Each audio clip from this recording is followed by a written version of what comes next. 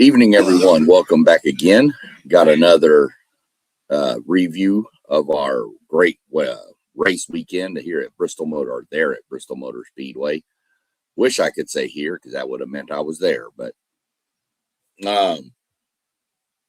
great week of race weekend at Bristol. To me, is still bucket list number one on mine. I mean, I've been there, but it still sits on my bucket list pretty high, just due to the simple fact that there's just nothing like it on the track, on the circuit, as far as the track and the size and the loudness and the viewing from the stands, the two pit roads one on each side. So if you're sitting on the back stretch, normally you don't get to see anything that happens on pit road, but here half the field's in front of you, so works out for you. Just a quick sidebar real quick. I know I've mentioned it on a few of the other podcasts I've been on following the hockey season real quick. If you're a Blue Jackets fan, tonight is a key night, because if the Philadelphia Flyers get even 1 point tonight, that eliminates the Blue Jackets from the playoffs.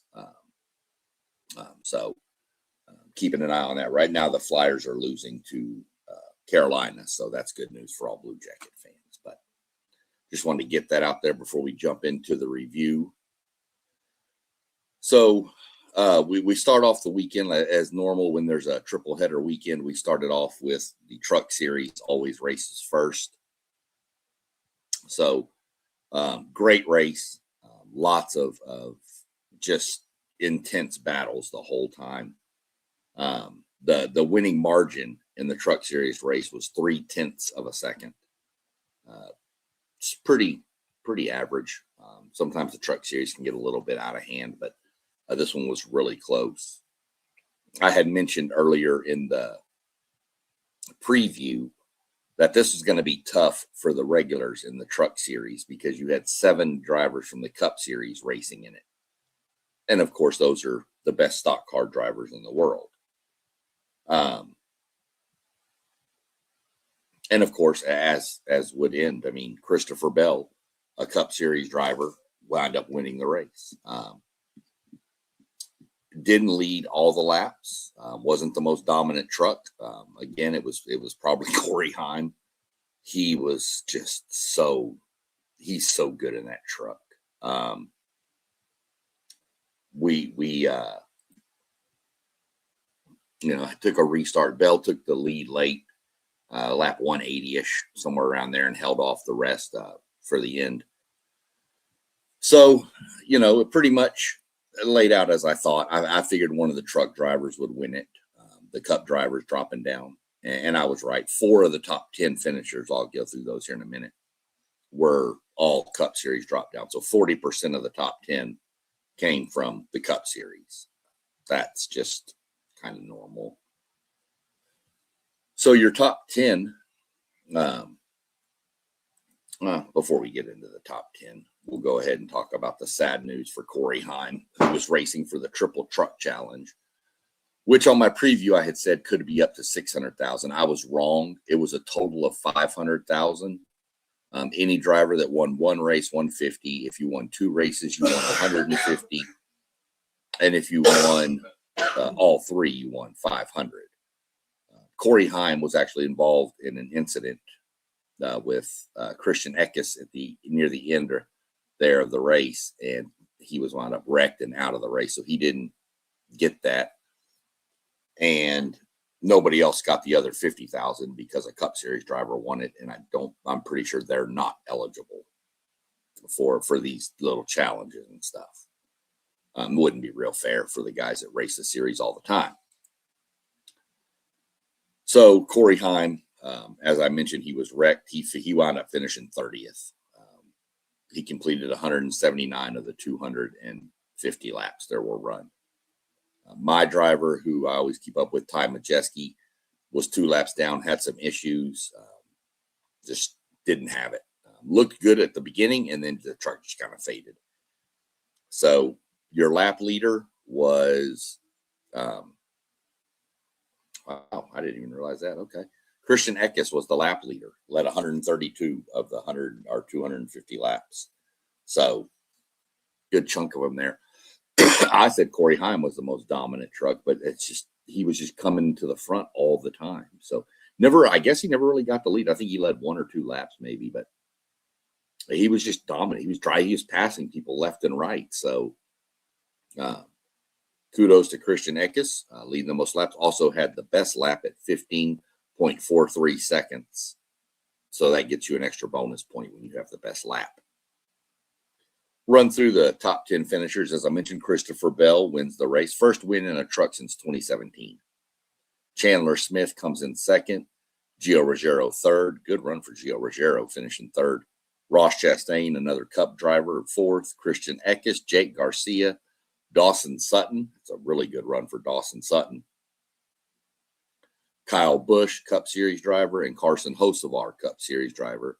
And then Brendan Butterbean, I don't want to say Butterball, that's turkey. Brendan Butterbean, Queen, finished 10th.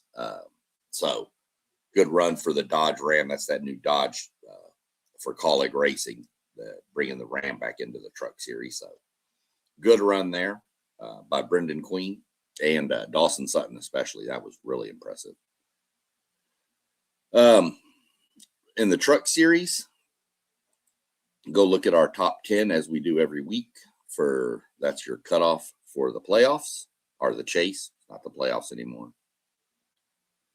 So Chandler Smith is sitting in first with 208 points, followed by Caden Honeycutt, Corey Heim, who, if you missed the preview, here's the little nugget on Corey Heim. He's third in the points.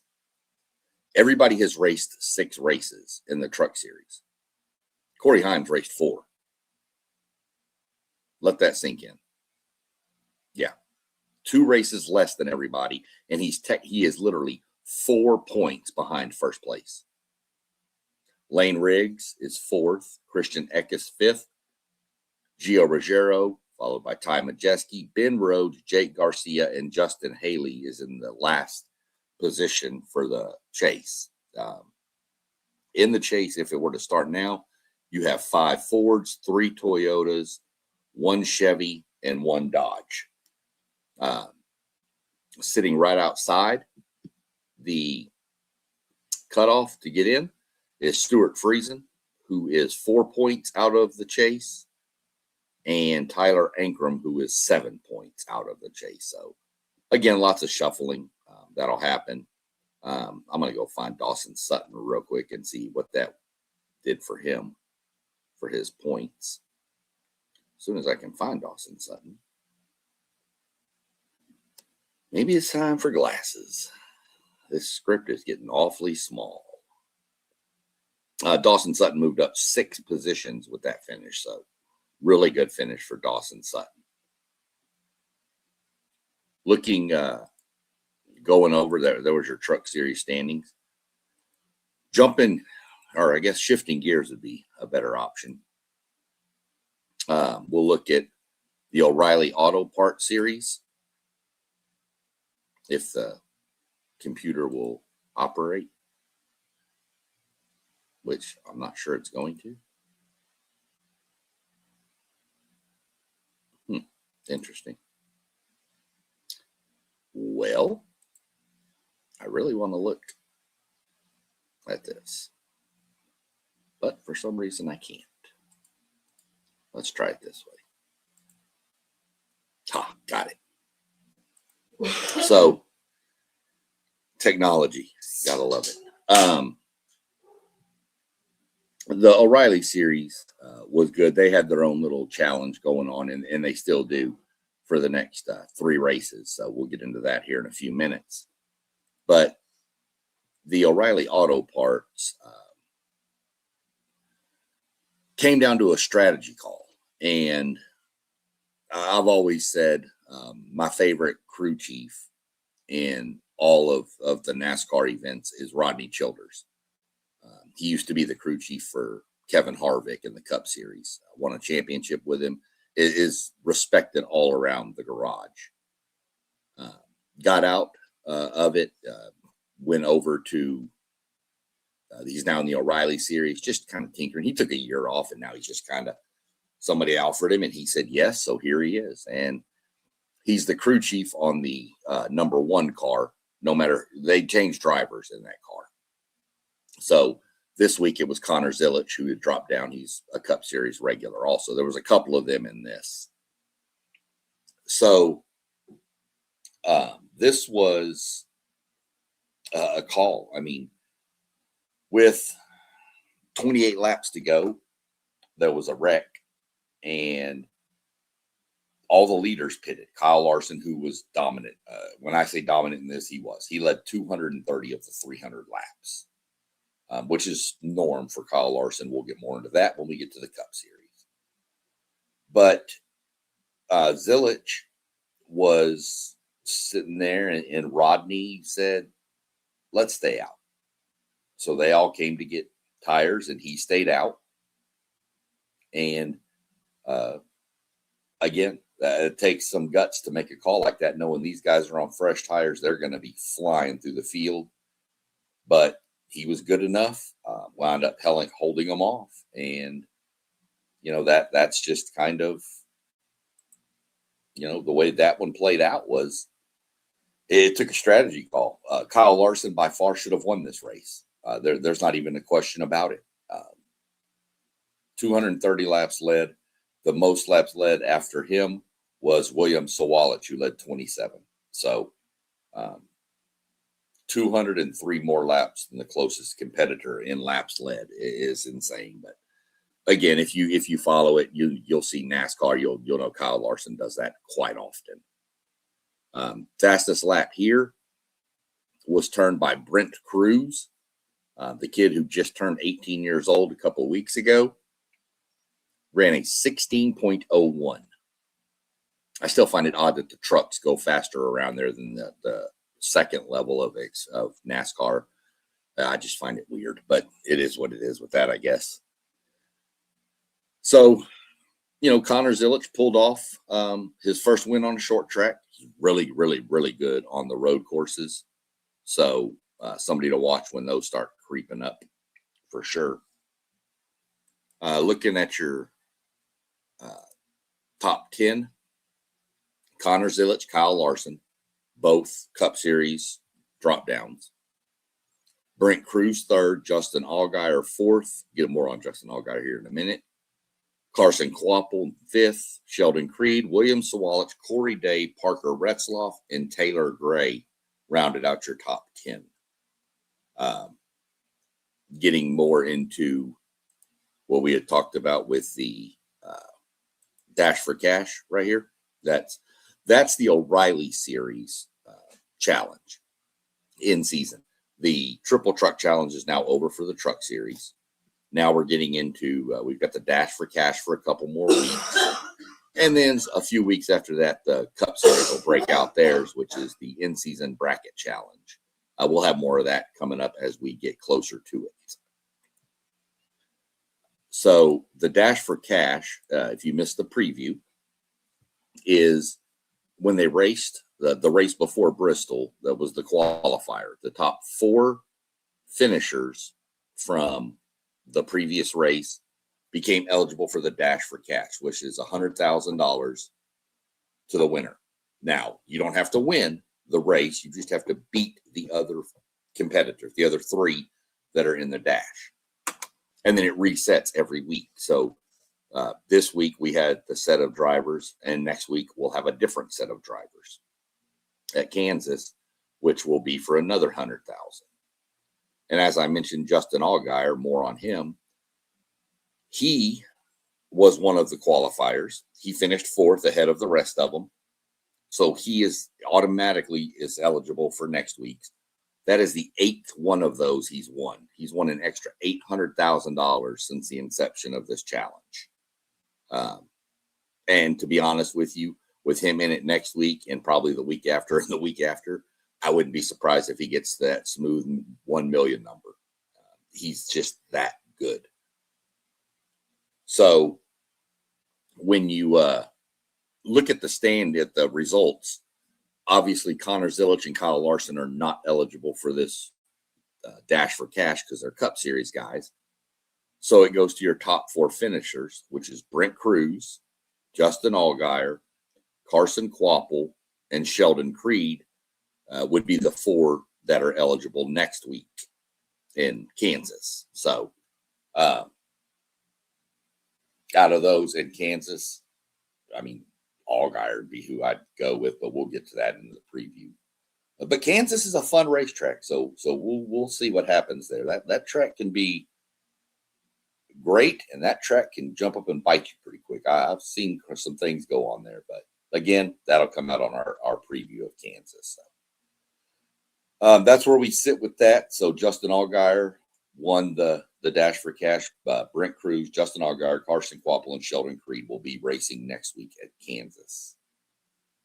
When you go take a look at your standings in the Riley's Auto Parts Series, we're going to look at the top 12 here again, because that's how many make the chase. No doubt, if you followed along, Justin Allgaier, he's first, and he's first by a long way. 130-point lead over second place Sheldon Creed. So that's massive. Now, I mean, that's really, if you want to total it up, that's probably 3 to 4 races. But that's Sheldon Creed coming in at the top 5 and Justin Allgaier finishing almost last. And for 3 to 4 races probably. So still a pretty wide gap. Won't say he's a lock for the chase yet, but he's close. So Sheldon Creed sits in second, followed by Jesse Love, Corey Day, Carson Kvapil. Love that kid too. He's young and he's good. Austin Hill is 6th. Sammy Smith is 7th. Brandon Parker Retzloff will.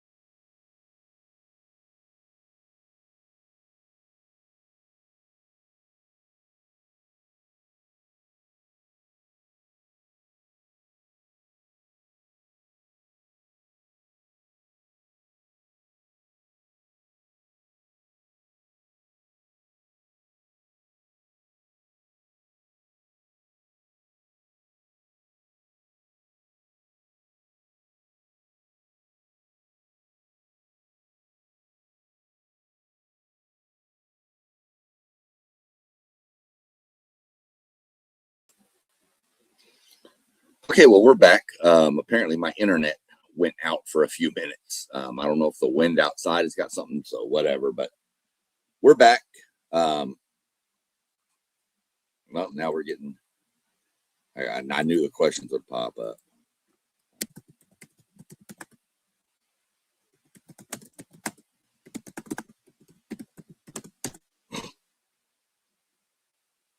So I appreciate you tuning in, Sean,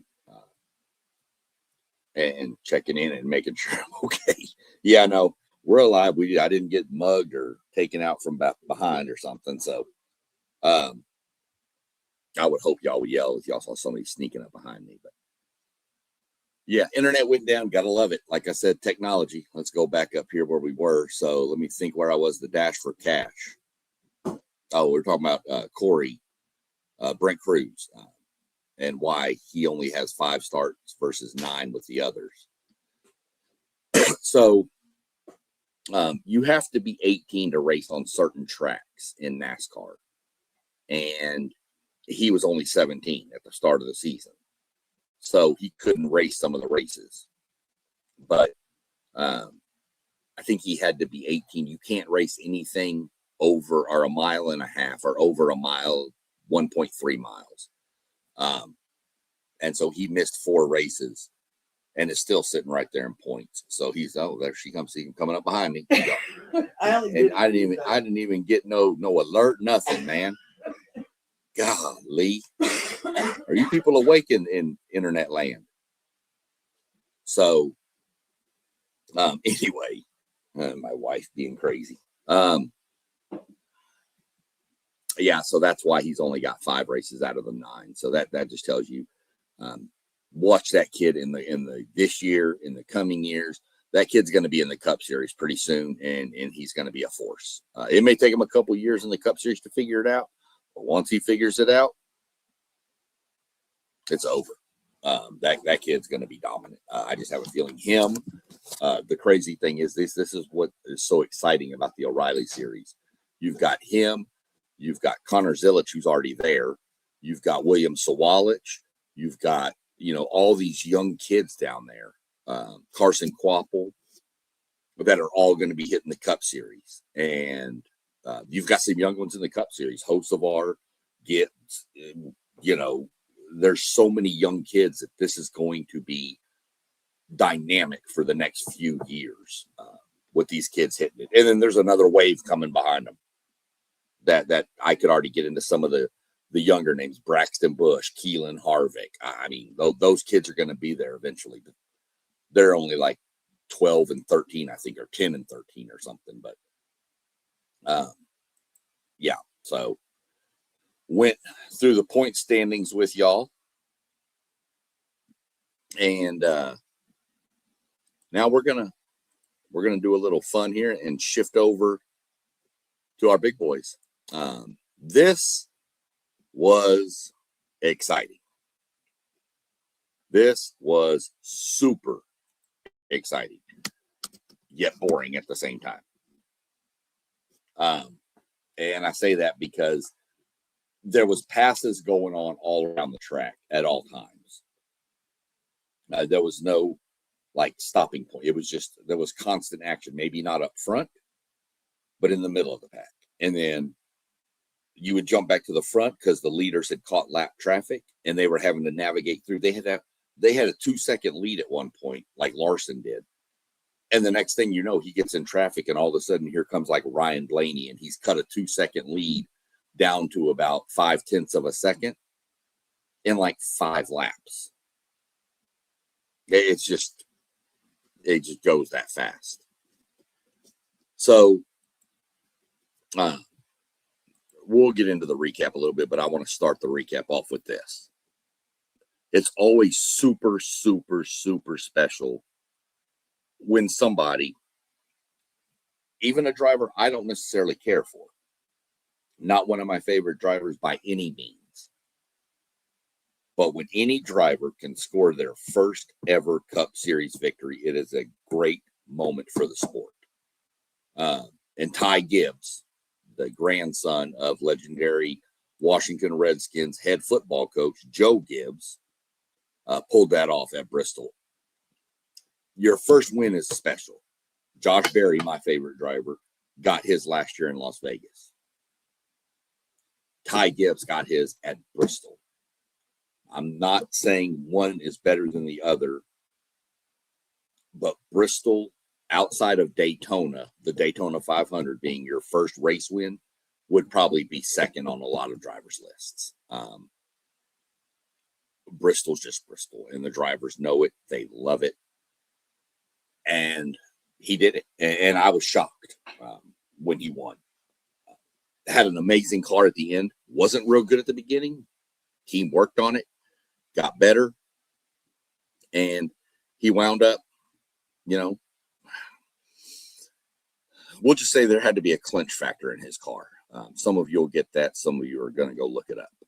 And that's fine. But there had to be for that kid. Trying to win your first race. He's been in the front numerous times and something's gone wrong, whether it's a brake blowing up, a tire going flat. Something has always happened to him. And this time he didn't let it. And I give major credit to him. It took another gutsy call here too. The crew chief said, let's stay out. And he was on old tires. And Larson came in and got 2 tires. And Ryan Blaney said, no, give me 4. So Blaney came in and got 4.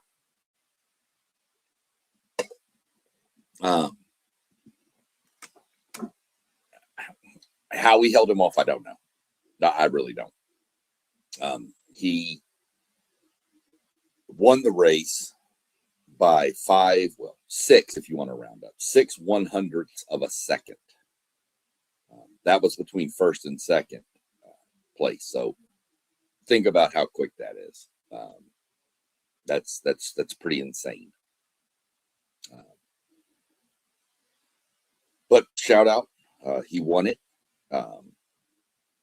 He only led the final 25 laps of the race too. It's not like he dominated. Kyle Larson dominated. Kyle Larson flat out. Kyle Larson and Ryan Blaney were the by far the best two. Easy.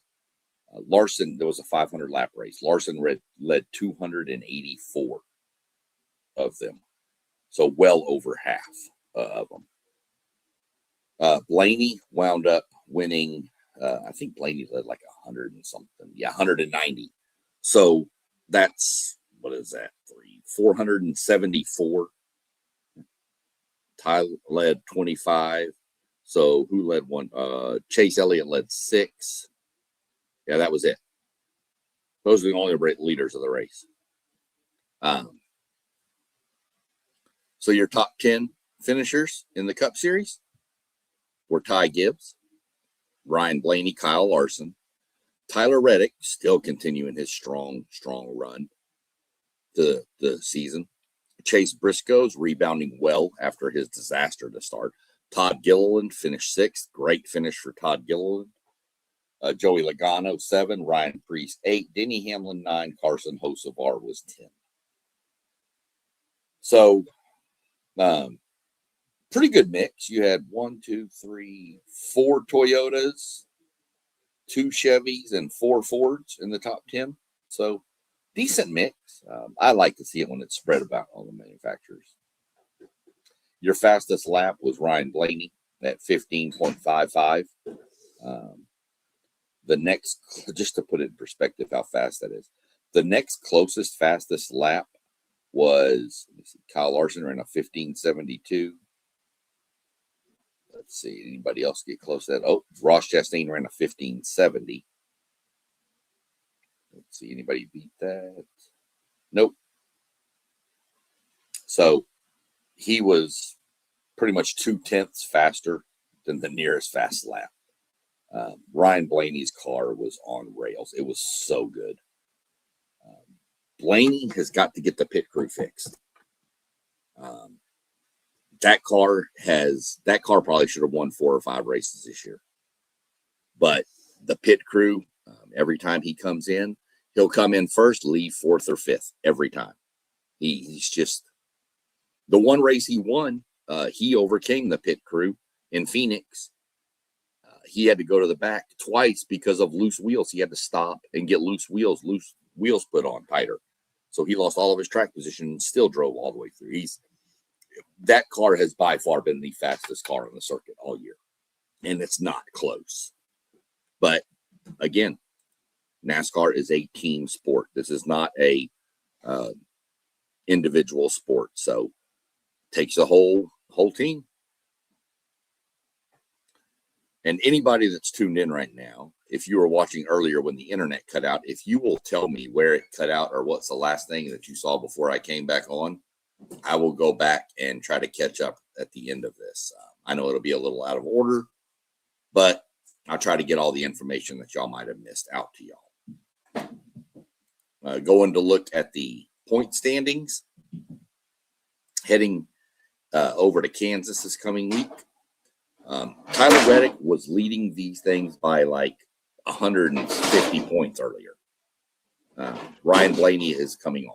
He's now cut the lead to 62 points for the overall points lead for the regular season, which again is 26 races. And we're going to look at the top 16. That's who makes the chase in the Cup Series. I've already mentioned Tyler Reddick, Ryan Blaney. You got Denny Hamlin, Ty Gibbs, Chase Elliott, Kyle Larson, William Byron, Bubba Wallace, Christopher Bell, Chris Buescher, Brad Keselowski, Joey Logano, Carson Hocevar, Ryan Preece, Daniel Suarez, and the last person in right now is Shane Van Gisbergen. Shane is not known as an oval type. He's getting better on him. He is more of a road course guy. He won 5 of the 6 road courses last year. So Shane is going to be a force coming up with the road courses that are still ahead. So I expect him to climb up a little bit. He just has to hold on through the oval parts. That's really what he needs to do. He needs to be close going to the road courses. The people right outside of the playoffs, Chase Briscoe is 1 point out. Austin Cindric is 5 points out. We'll go Michael McDowell is 6 points out. And then AJ Allmendinger is, 21 points out. So that's your top 20 in standings. But the top 16 make the chase. My driver had a good start to the race. He got stage points in the first stage and second stage, and then got involved in an incident with a driver who I question why he's even still got a ride, but that's a whole different subject, and I'm not going to call out any names. If you watch the race, you'll figure out who it is. The bad thing is the driver that caused the incident is the driver that drives the number of my favorite driver's car back in the day. So, if you know my favorite driver is Kevin Harvick and what number he used to be, the 4, then you can figure out who that was. So, cost him. He wound up 15 laps down. Luckily, he got the stage points to kind of salvage and kept his position at 25. He's 49 points out of a playoff spot. That still is. There's only 8 races been run out of 26. So there's still time. He can still make a run. And you've got some more short tracks coming up and some drafting tracks that Team Penske / the Wood Brothers seem to do really well in. So that's really all we got for the recap here. We'll go real quick, a quick teaser. Probably going to wind up going with a review, our preview Friday. It'll probably, I don't know what time yet. Let me see if they've got the weekend schedule up so I can see. Because I don't like to go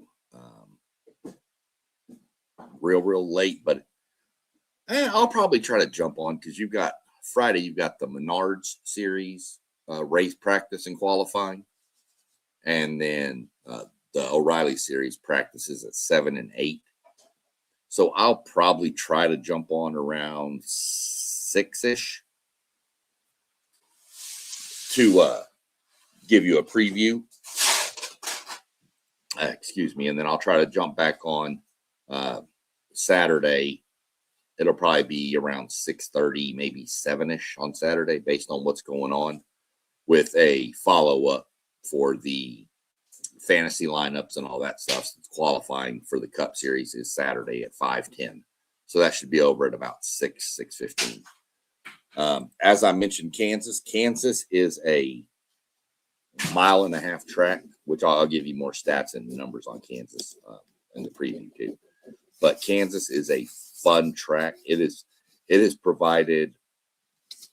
I'm going to throw it out. I think we'll get into it again, but it has the closest finish in NASCAR history. I think 1/1000th of a second.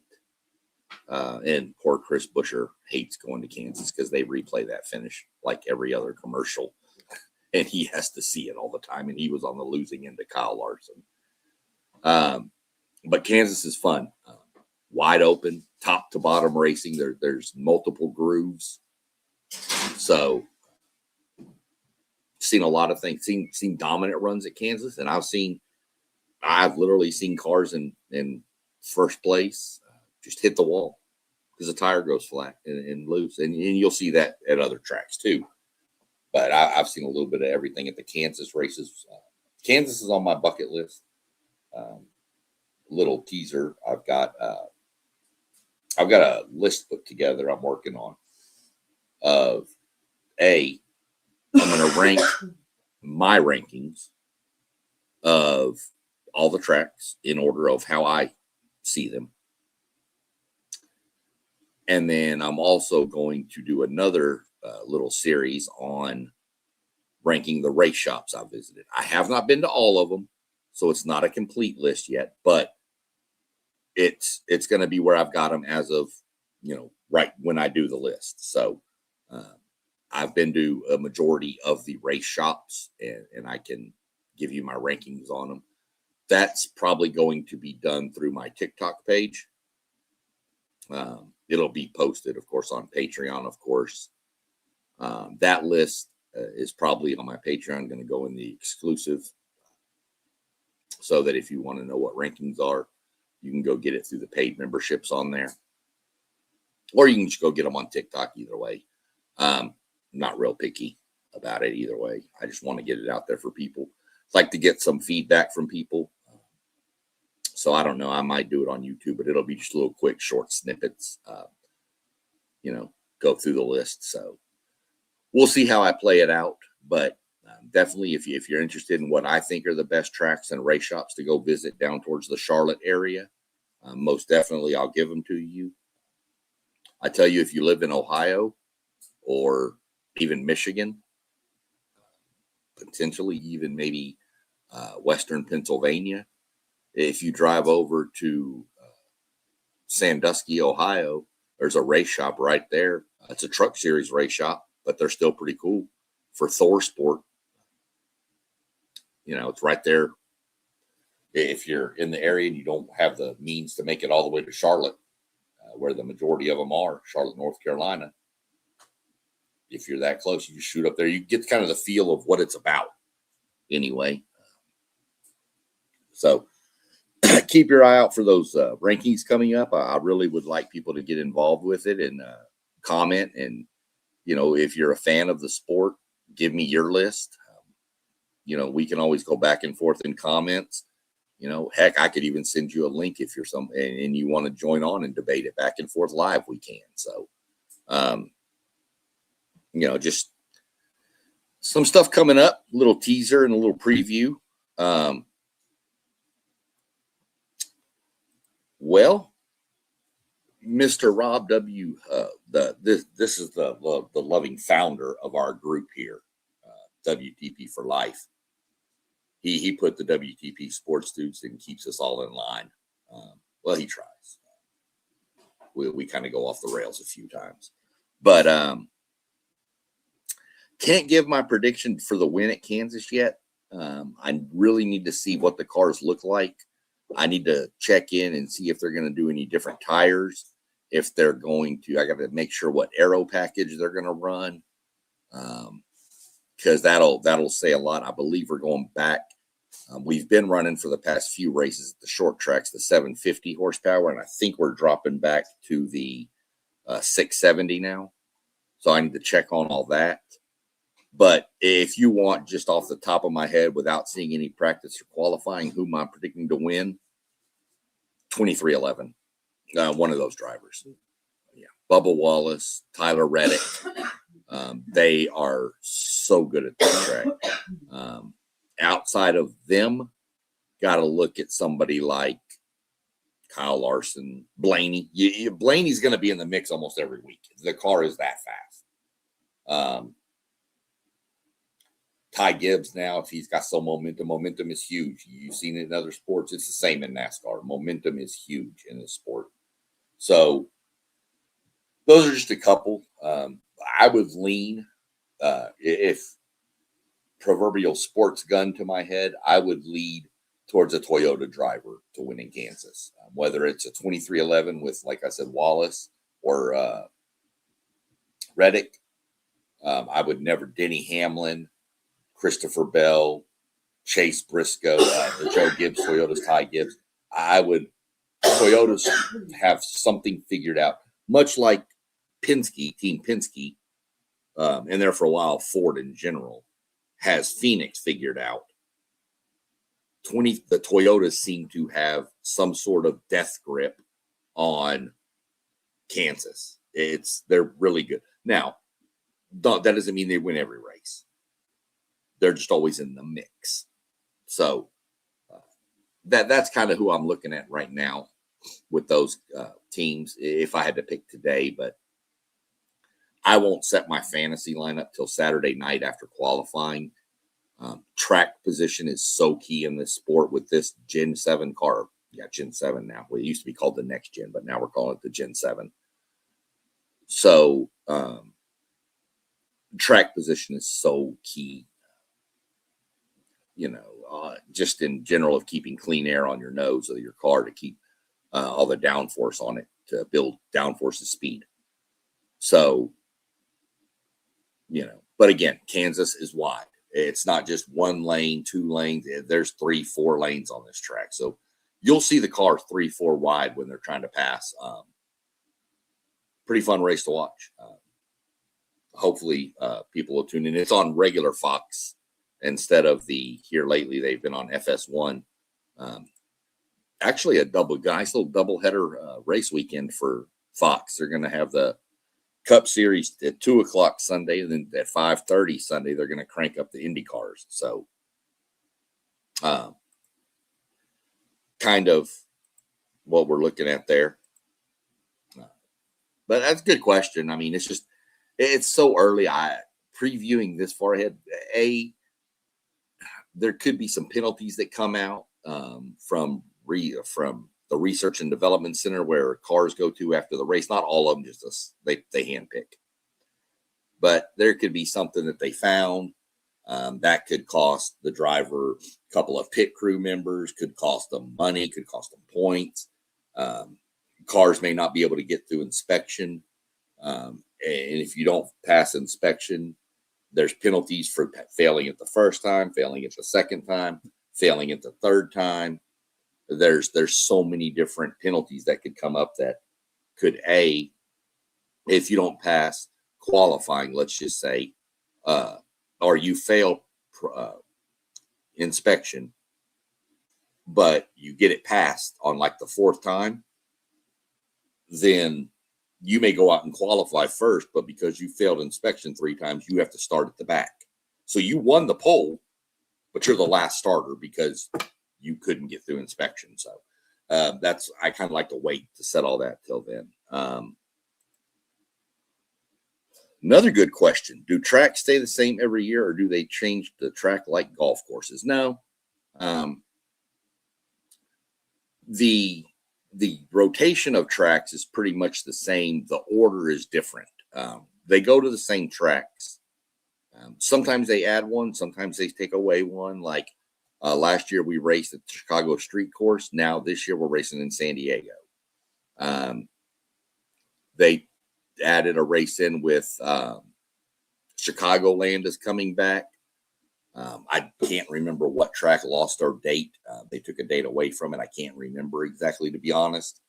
But one track went to one race, and that just kind of changed that. Or one track just didn't come back this year. The tracks are pretty much the same every year. You can know you're going to go Daytona, Talladega, Bristol. You're going to do all of those, Texas, Atlanta. You're going to do all that kind of stuff. But the order of them will change up. And as far as the tracks changing, like if you mentioned like golf courses, like they move the hole around every round where they put the hole on the green. No, but yes. They don't change them, but the tracks change themselves. And what I mean by that is tracks will go through wear and tear from being raced on, but they also, not only do they have the racing the cars that are messing up the track, not messing it up, but changing the track, but you also have weather, rain, snow, ice, extreme heat. These are all things that lead to the racetrack changing. We've seen races at Bristol Motor Speedway where they had to change tires every like 25 to 30 laps because the tires were wearing out. And then the same year, they went to Bristol, but the weather was different, and Kyle Larson just destroyed everybody. That's the race I was at. But the spring race, they couldn't make 25, 30 laps. Eventually, your veteran drivers figured out how to slow down and save their tires more. But when tracks also go through, they'll do a repave. They'll come in and lay fresh asphalt down. And to be honest with you, it sucks when they do it. It makes the racing worse because it makes it pretty much a one groove racetrack at that point. And I know that's hard to fathom, that how can putting more asphalt down make it worse? But for a race car, it does. It a lot of times it makes it more of a one lane race, and it can take 3-4 years. Texas went through it. Texas was one of the best racetracks on the circuit, and they did some changes to the track, changed some banking, changed some, repaved all this stuff, and Texas became terrible. It was it was almost unwatchable. It was so boring.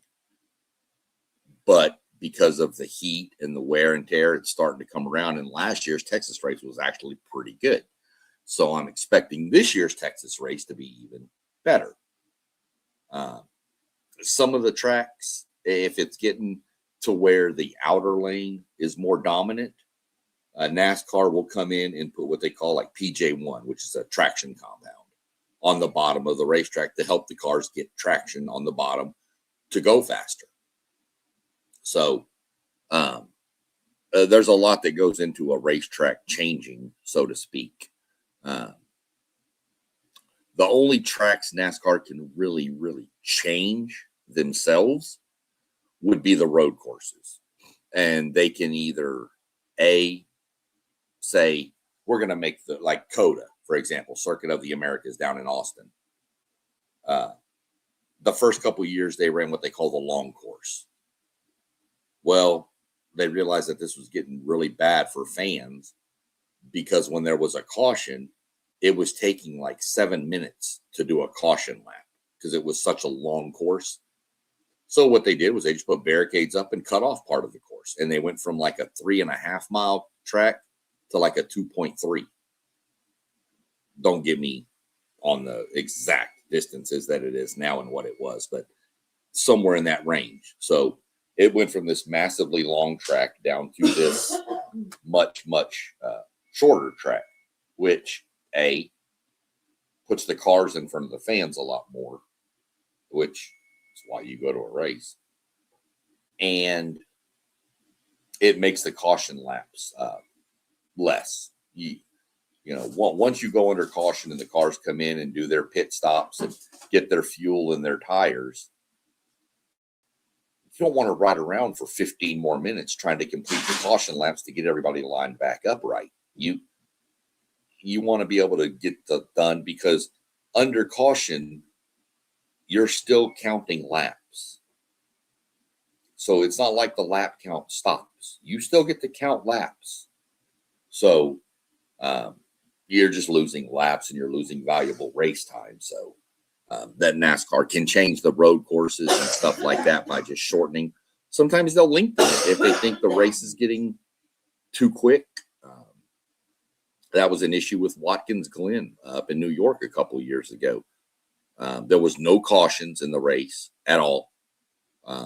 They decided that they weren't going to stop what they do now when they have the end of the stage in the regular tracks. They stop after stage 1 with a caution, and everybody can come in and do what they want.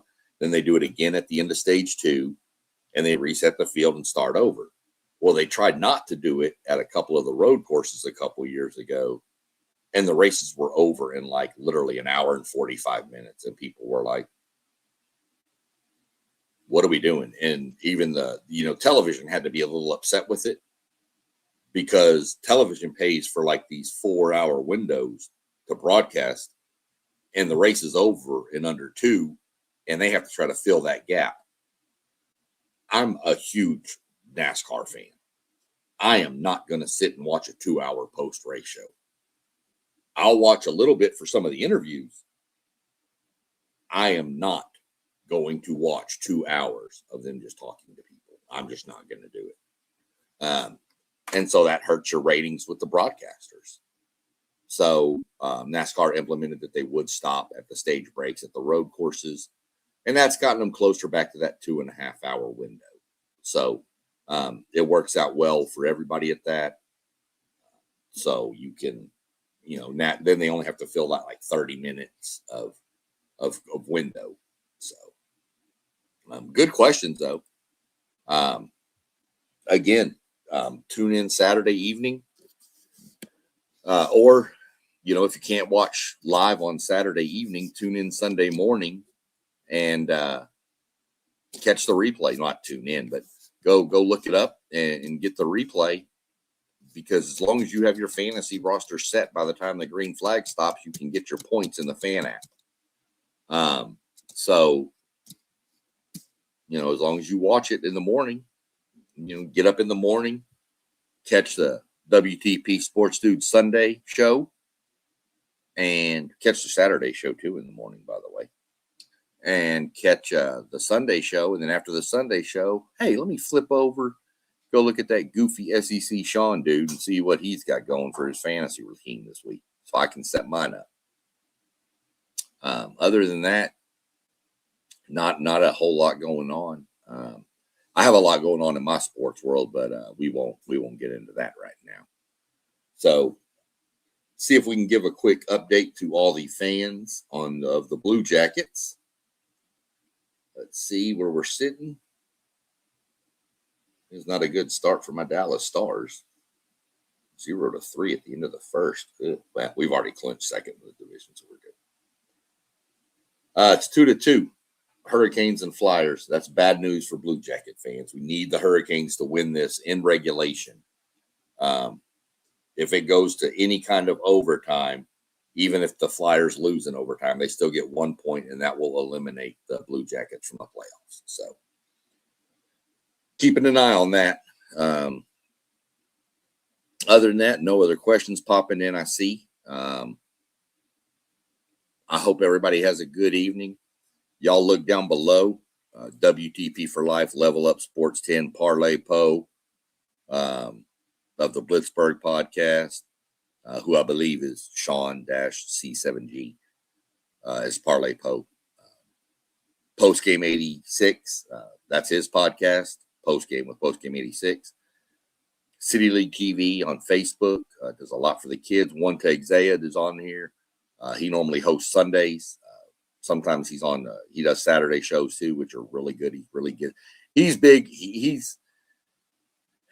I made the comment the other day, what are we going to watch till football season starts? And he said football season's already started. So that tells you where he lies. We got a show coming up tomorrow night. I'm pretty sure. Don't know if I'm going to host it yet or not. I'll look and see what kind of topics I can come up with if I need to.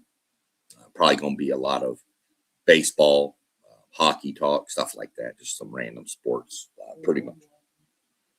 Yeah, just some random sports stuff for tomorrow. But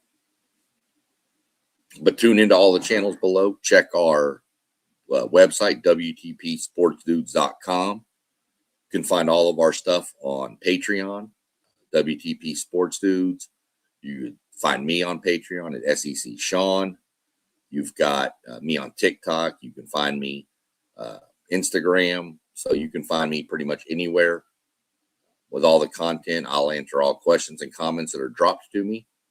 Other than that, I've been going about 55 minutes. Well, probably 45 minutes with the internet issue. Robert, please host tomorrow. All right, I'll see what I can come up with for some topics for tomorrow. We're going to do a talk about it Tuesday with SEC Sean, I guess. So definitely tune in, and y'all have a good evening. I'm going to go hope my Blue Jackets can keep their playoff hopes alive for one more night. We will catch up with y'all tomorrow evening.